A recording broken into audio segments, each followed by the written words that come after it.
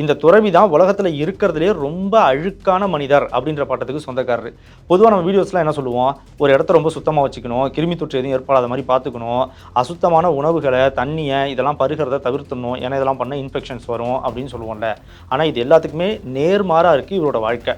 உலகத்திலேயே ரொம்ப அழுக்கான மனிதர் அப்படின்னு சொல்லப்படுற அளவுக்கு அவரோட வாழ்க்கையில் அவர் அப்படி என்னென்னலாம் செஞ்சார் அப்படின்றதையும், அப்படி ரொம்ப அசுத்தமான முறையில் தன்னோட வாழ்க்கையை அமைச்சுக்கிட்டாலும் எப்படி 94 வயசு வரைக்கும் எந்த நோய் நொடியும் இல்லாமல் இவர் உயிரோட வாழ்ந்தார் அப்படின்றதையும், இதுக்கெல்லாம் மேலே 94 வயசுக்கு அப்புறம் கூட அவர் இறந்தப்போ அவர் எதனால் இறந்தார் அப்படின்னு ஒரு விஷயத்தை லீக் பண்ணாங்க. அது இன்னும் அதிர்ச்சிகரமாக இருந்துச்சு. இதெல்லாம் என்னன்றதை பற்றி தான் இன்றைக்கி இப்போ சொல்ல பார்க்க போகிறோம். இந்த ரத்தத்தை பச்சையாக குடிக்கிறது, மாமிசத்தை சமைக்காமல் அப்படியே சாப்பிட்றது, இதெல்லாம் தப்பு, செஞ்சுங்க இன்ஃபெக்ஷன் ஆக வாய்ப்பு இருக்குது, உயிருக்கே ஆபத்தாக போய் முடியலாம் அப்படின்னு ஒரு வீடியோவில் பேசியிருந்தேன். அதில் நிறைய பேர் வந்துட்டு புலி சிங்கம்லாம் கூட அப்படி தான் சாப்பிட்டுட்டு இருக்கு, நாமளே ஒரு காலத்தில் அப்படி தான் சாப்பிட்டுட்டு இருந்தோம், இதில் என்ன தப்பு இருக்க போகுது அப்படின்னு கேட்டிருந்தாங்க. அவங்க கேட்ட அந்த கேள்விக்கான பதிலும் இந்த வீடியோவில் இருக்குது. ஸோ கடைசி வரைக்கும் பாருங்கள். இவரோட கதையை கேட்கும்போது நமக்கும் அழுக்காக வாழலாம் போல, எதை வேணாலும் சாப்பிட்லாம் போல அப்படின்ற மாதிரி தோணும். அப்படி ஒரு வாழ்க்கையை தான் இந்த மனிதர் வாழ்ந்திருக்காரு. இவர் ஈரான் நாட்டை சேர்ந்த ஒரு துறவி. இவருக்கு ஆமோ ஹாஜி அப்படின்னு பேர்.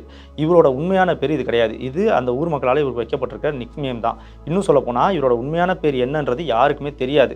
இந்த ஆமோ ஹாஜி அப்படின்ற பேருக்கு என்ன அர்த்தம்னா, அந்த ஊரில், அது ஒரு கிராமம், அந்த ஊரில் பொதுவாகவே வயதானவங்களுக்கு பாசமாக வைக்கப்படுற ஒரு பேர். இந்த பேருக்கு ஓல்டு டைமர் அப்படின்ட்டு அர்த்தமா.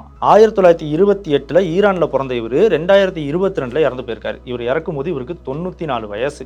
இவர் எப்படி இறந்தாருன்றதே நான் ஏற்கனவே சொன்ன மாதிரி ரொம்ப அதிர்ச்சியான ஒரு விஷயம் தான். ஆனால் அதை விட அதிர்ச்சியான விஷயம் இவர் எப்படி வாழ்ந்தாருன்றது.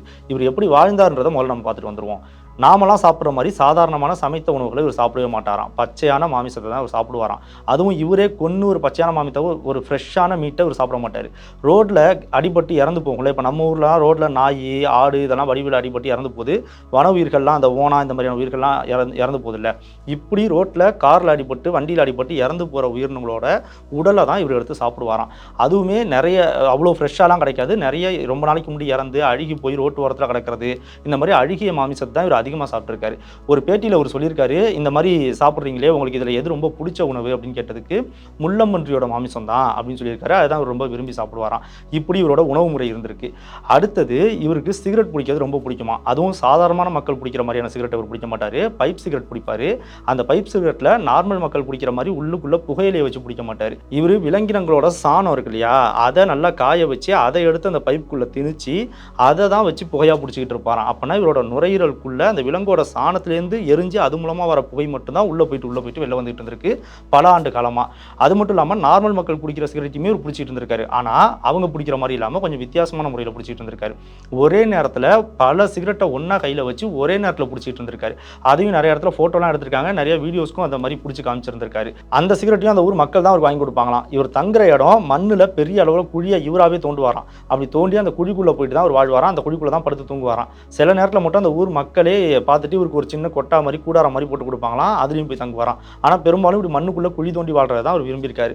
அதே மாதிரி இவர் பார்க்குறதுக்கு குளிக்காமல் ரொம்ப அழுக்காக இருந்தாலும் நம்மளோட அந்த உருவ அமைப்பு எப்படி இருக்குது அப்படின்றத ரொம்ப கவனிச்சுக்கிட்டே இருப்பாராம். ரோட்டில் நிற்கிற வண்டிகளோட கண்ணாடிகள்லாம் போயிட்டு உருவத்தை பார்த்துட்டு முடி தாடியெல்லாம் கொஞ்சம் அதிக அளவில் வளர்ந்துருச்சு அப்படின்னா அதை குறைக்கணும்னு நினைப்பாராம். நம்ம குறைக்கிற மாதிரி ஒரு கடைக்கு போயோ இல்லை நாமளாவோ ஷேவ் பண்ணுறது அந்த மாதிரி பண்ண மாட்டார். இவர் நெருப்பை கொளுத்தி அந்த நெருப்பால் முடியை பொசிக்கிடுவாராம். இப்படி பண்ணுறதுனால இவர் உடம்பு முழுக்க சாம்பல் புகை படிஞ்சே இருந்திருக்கு. இப்படி முடியை குறைக்கிறதுக்கு இந்த முறையை தான் அவர் பயன்படுத்திட்டு இருந்திருக்காரு. அதே மாதிரி தண்ணி இவர் குடிப்பார். இருக்கிறதே தண்ணி ரொம்ப அதிகமாக குடிப்பாராம். ஒரு நாளைக்கு 5 லிட்டர் அளவுக்குலாம் தண்ணி குடிப்பாராம். ஆனால் நாம் குடிக்கிற மாதிரி நல்ல பியூரான வாட்டரை குடிக்க மாட்டாராம். சாதாரண குளம் குட்டையில் இருக்கிற தண்ணியை முண்டு, அதுவும் இவர் வச்சிருக்கிற ரொம்ப அழுக்கான துரு பிடிச்ச ஒரு இரும்பு கேனில் அந்த தண்ணியை முண்டு அந்த தண்ணியை தான் தினமும் குடிச்சிக்கிட்டு இருப்பாராம். இவர் சின்ன வயசாக இருக்கும்போது இவருக்கு ஒரு எண்ணம் வந்திருக்கு. குளிக்கிறது, உடம்புல தண்ணியை ஊற்றிக்கிறது, சோப்பை பயன்படுத்துறது, இதெல்லாம் ரொம்ப அசுத்தமான செயல்முறை, இதெல்லாம் பண்ணால் நோய்வாய்ப்பட்டுருவோம் அப்படின்ற பயம் இவருக்கு வந்திருக்கு. அந்த பயத்தால் குளிக்கிறதையே சுத்தமாக விட்டுட்டாராம். கிட்டத்தட்ட 64 வருஷம், 60 வருஷத்துக்கு மேலே வாழ்க்கையில் இவர் குளிச்சதே கிடையாது. இவர் மேலே தண்ணி பட்டதே கிடையாதான். தண்ணியை குடித்தாலும் மேலே தண்ணி படாமலே பார்த்துக்கிட்டு இருந்திருக்காரு. அதனால தான் உலகத்திலே ரொம்ப அசுத்தமான மனிதர் அப்படின்ற பேரை இவர் கொடுத்துருக்காங்க. அதோட சேர்த்து அவரோட வாழ்க்கை முறைகளும். இப்போது இப்படி ஒரு மனிதர் நம்மளோட கிராமத்தில் இருக்காரு அப்படின்றதுனால பொதுவாகவே நம்ம ஊரில் யாராவது அந்த மாதிரி ரோட்டில் இருக்காங்கன்னா அவங்கள குளிக்க வைக்க, அவங்களுக்கு முடி வெட்டி விடுறதுக்குலாம் ட்ரை பண்ணுவாங்கள்ல. அதே மாதிரி அந்த கிராம மக்களுமே அவருக்கு முடி வெட்டி விடுறதுக்கு, அவரை குளிக்க வைக்கிறதுக்குலாம் ட்ரை பண்ணியிருக்காங்க. ஒரு தடவை இப்படி ட்ரை பண்ணும்போது அந்த கிராமத்து இளைஞர்கள்லாம் குளிக்க வைக்க ட்ரை பண்ணும்போது அவங்கள்ட்ட அவங்கள்ட்ட தப்பிச்சு ஓடி போயிட்டாராம். ஸோ அவங்களால அப்போ அவரை குளிக்க வைக்க முடியல. இப்படியே போயிட்டு இருக்கும்போது 2022 ஒரு தடவை ரொம்ப அவரை பேசி கன்வின்ஸ் பண்ணி அவரை குளிக்க வைக்கலாம் அப்படின்னு முயற்சி பண்ணி அவரோட 94 வயசுல ஒரு தடவை அவரை குளிக்க வைக்கிறாங்க. அப்படி குளிக்க வச்சப்போ அவரு ஓகேன்னு அதை ஏற்றுக்கிட்டு தான் குளிச்சிருந்திருக்காரு. ஆனால் குளிச்ச சில மாதங்கள்லேயே அவர் இறந்து போயிட்டார். இப்போ எல்லாம் என்ன நம்புனாங்க அப்படின்னா, வாழ்க்கையில் 64 வருஷம் குளிக்காமலே இருந்த ஒரு மனுஷனை நீங்கள் குளிக்க வச்சோடனே அந்த குளியலே அவரை கொன்றுச்சு, அதனால் குளிச்சோடனே இறந்துட்டாரு அப்படின்னு சொன்னாங்க. அந்த காலத்தில் நிறைய பத்திரிகைகள் கூட வாழ்க்கையில் குளிக்காத ஒரு மனிதன் தன்னோட முதல் குளியலே அவரோட கடைசி குளியலாக போயிடுச்சு, முதல் குளியலே இறந்து போயிட்டாரு அப்படின்ற மாதிரி பப்ளிஷ் பண்ணாங்க. இதுதான் அவரோட மரணத்துக்கு ஊர் மக்கள் சொல்கிற காரணம். ஆனால் இன்னொரு சைடில் என்ன சொல்கிறாங்கன்னா, இவர் ஏற்கனவே தண்ணியை பார்த்து பயந்துகிட்டு இருந்திருக்காரு, 64 வருஷம் உடம்புல தண்ணியே படாமல் இருந்திருக்காரு. இது திடீர்னு அவரை குளிக்க வைக்கும் போது அவரை சம்மதிக்க வச்சே குளிக்க வச்சிருந்தாலும் அவருக்கு ஒரு அதிர்ச்சி ஏற்படுத்தியிருக்கலாம், அதனால கூட இறந்துருக்கலாம் அப்படின்னு சொல்கிறாங்க. இன்னொரு சைடில் இவரோட வயசை ஒப்பிட்டு பார்க்கும்போது இவர் 94 வயசு வரைக்கும் வாழ்ந்ததே பெரிய விஷயம்.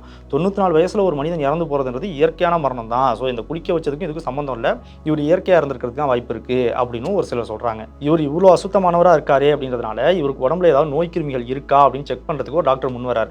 அந்த டாக்டர் இவருக்கு ஹெச்ஐவிலேருந்து ஹெப்படைட்டிஸ்லேருந்து எல்லா நோய் கிருமிகளுக்கான பரிசோதனையும் எடுக்கிறார். எல்லா பரிசோதனையும் எடுத்து பார்த்த டாக்டருக்கே அதிர்ச்சியாக இருந்திருக்கு. இவ்வளோ அசுத்தமாக வாழ்ந்த ஒரு மனிதருக்கு எந்த விதமான கொடூரமான நோய் கிருமிகளும் உடம்புல இல்லவே இல்லை அப்படின்னு தெரிய வந்திருக்கு. ஆனால் இவர் உடம்புல ட்ரைக்னோசிஸ் அப்படின்ற ஒரு பேராசைட் மட்டும் வந்திருக்கு. அது ஒரு வகையான உருளை புழு, அது மட்டும் இவரோட உடம்புல இருந்திருக்கு. அந்த இன்ஃபெக்ஷன் மட்டும் இவருக்கு இருந்திருக்கு. இந்த இன்ஃபெக்ஷன் இவருக்கு எதனால வந்திருக்குன்னா, பச்சையாக கறியை சாப்பிட்றதுனால இவருக்கு வந்திருக்கு. பச்சை மாமிசத்தை சாப்பிடும்போது அதில் இந்த பேரசைட் இருக்கிறதுக்கு வாய்ப்பு இருக்குது. அதை இவர் தொடர்ச்சியாக பண்ணிக்கிட்டு இருந்தனால அது மூலமாக இவருக்கு இந்த இன்ஃபெக்ஷன் வந்திருக்கு அப்படின்னு சொல்கிறாங்க. இருந்தாலும் பொதுவாக நம்மள மாதிரி நார்மலான மனிதர்களுக்கு இந்த ட்ரைக்னோசிஸால் இன்ஃபெக்ஷன் வரும்போது அது நமக்கு நிறைய சிம்டம்ஸை வெளிப்படுத்தும், நிறைய பாதிப்புகளை ஏற்படுத்தும். டயரியா போகும், லூஸ் மோஷன் போகும், ஒரு மாதிரி கொமட்டுற மாதிரியான உணர்வு ஏற்படுத்தும், வாந்தி வரும், இன்னும் நிறைய ப்ராப்ளம்ஸ் இது ஏற்படுத்தும். ஆனால் இந்த மனிதருக்கு இது எந்த வகையான சிம்டமையுமே காட்டாமலே உள்ளே இருந்திருக்கு அப்படின்னு பார்த்தவங்களே ஆச்சரியப்படுறாங்க. இந்த நுண்ணுயிரி ஒரு உடம்புல இருந்தாலும் இவருக்கு எந்த விதமான பெரிய பாதிப்பையுமே ஏற்படுத்தலை. அதே மாதிரி இவர் உடம்பு முழுக்க சுத்தமாக கழுவாமலே அந்த புகையெல்லாம் படிஞ்சு அப்படியே இருந்ததுனால தோலில் நிறைய இடங்களில் சீழ் வச்சிருந்திருக்கு. அது பார்க்கறதுக்கே விசிபிளாக ஒரு வீடியோ இருக்கும்போது தெரிஞ்சிருந்திருக்கு. இந்த மாதிரி சின்ன சின்ன பாதிப்புகளை தவிர இவர் உடம்புல வேறு பெரிய அளவில் லைஃப் த்ரெட்டனிங்காக இருக்கக்கூடிய எந்த ஒரு நோயுமே இல்லை அப்படின்றத உறுதிப்படுத்தியிருக்காங்க. எப்படி இது நடந்திருக்கும் அப்படின்னு டாக்டர் சொல்கிறாங்கன்னா, இவர் சின்ன வயசுலேருந்தே கொஞ்சம் கொஞ்சமாக இந்த மாதிரி ரோட்டனான அழுகி போன உணவுகளை சாப்பிட்றதுக்கு பழகிக்கிட்டே இருந்ததுனால, கொஞ்சம் கொஞ்சமாக சாப்பிட ஆரம்பிச்சதுனால இவரோட உடம்போட இம்யூன் சிஸ்டம் அதில் உள்ள கிருமிகளை அழிக்கிறதுக்கு எவால்வ் ஆயிடுச்சு. ரொம்ப ஸ்ட்ராங்கான இம்யூன் சிஸ்டமாக எவால்வ் ஆயிடுச்சு. அப்படி ஆனதுனால தான் இவரால் லைஃப் லாங் இந்த மாதிரியான ஒரு வாழ்க்கை முறையை வாழ முடிஞ்சிருக்கு.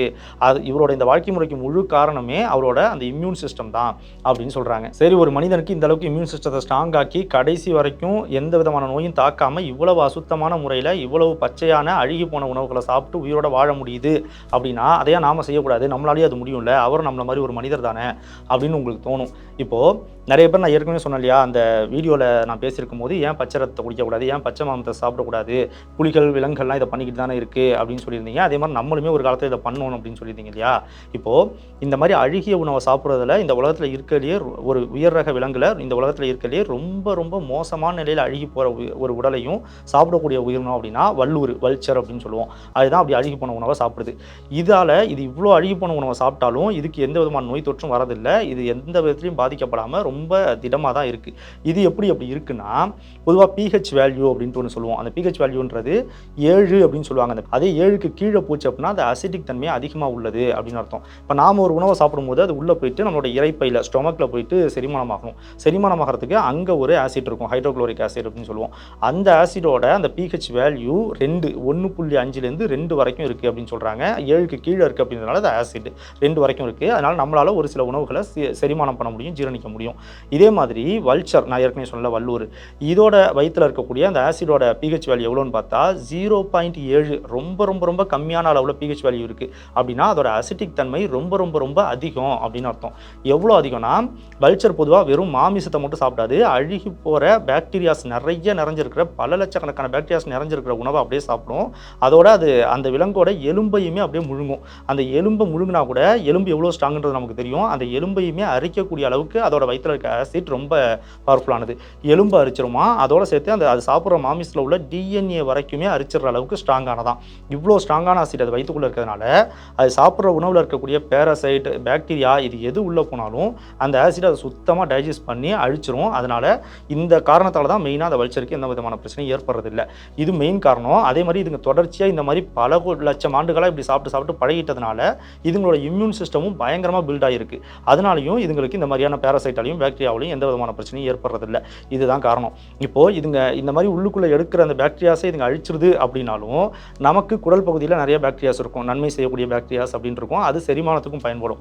அதே மாதிரி இந்த வல்ச்சருக்குமே அதோட குடல் பகுதியில் நமக்கு எப்படி தோல்லலாம் பாக்டீரியாஸ் இருக்கோ அதே மாதிரி அதோட தோலில் இங்கெல்லாம் பாக்டீரியாஸ் இருக்குது. இதெல்லாம் அதுக்கு நன்மையை தான் செய்தான், நமக்கு செய்கிற மாதிரி நன்மையை தான் செய்தான். இன்னும் என்ன சொல்கிறாங்கன்னா, இது இதுங்க சாப்பிட்ற உணவுலேருந்து ரொம்ப ஹார்ம்ஃபுல்லான ரொம்ப தீங்கு விளைவிக்கக்கூடிய கெமிக்கல்ஸை வெளியிடக்கூடிய பாக்டீரியாஸை டைஜஸ்டிவ் சிஸ்டம் மூலமாக அழிச்சிருது, இம்யூன் சிஸ்டம் மூலமாக அழிச்சிருது.